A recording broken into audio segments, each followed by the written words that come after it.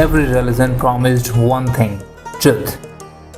But in the 21st century, truth has a new temple. It's not a church or a mosque, it's a data center. And the new god we have started worshipping is called data. Yes, we are living in an era where belief has been replaced by bandwidth and faith has been replaced by facts. But before you think this is just about technology, let's take a step back and understand why humanity might actually need a new religion called Dataism.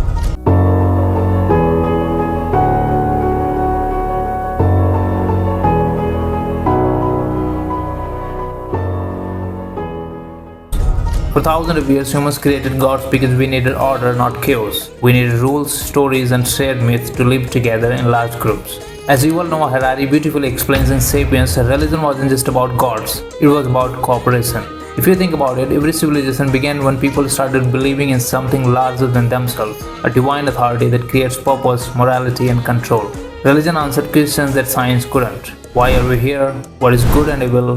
What happens after death? It gave humans comfort in uncertainty, and in return we gave it obedience. But something changed. Science began answering the questions that God once did. And now in the digital age, data has become our new divine authority. There's a term called Dataism. It's not conspiracy theory, it's a real philosophical concept. Dataism believes that the universe consists of data flows, and the value of any phenomenon or entity is determined by its contribution to data processing. Think about it. Google knows more about you than your priest, your doctor, or even your partner.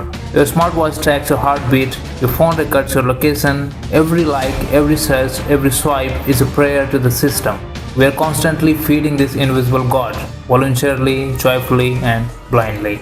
And in return, it gives us convenience, directions, recommendations, and dopamine. Sounds familiar, doesn't it? We used to pray for guidance, now we ask Google Maps. We used to confess to priests, now we confess to social media. We used to seek divine approval, now we seek likes.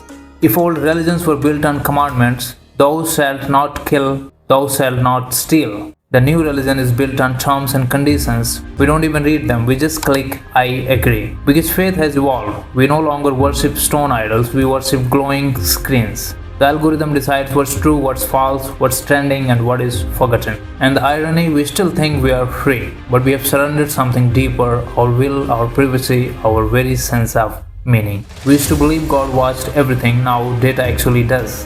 Now here's the uncomfortable truth: humanity might actually need a new religion like this. Because old religions divided us by gods, names, languages, and rituals. But data, it unites us. It doesn't care about a race, caste, or gender. It sees only numbers, patterns, and behavior.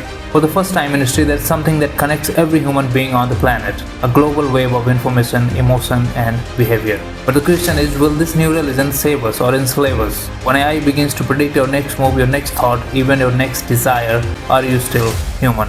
Or you are just a node in a network of infinite information. Maybe humanity doesn't need a God who punishes or rewards. Maybe it needs one that calculates. Because in this modern world, God no longer decides our fate, data does.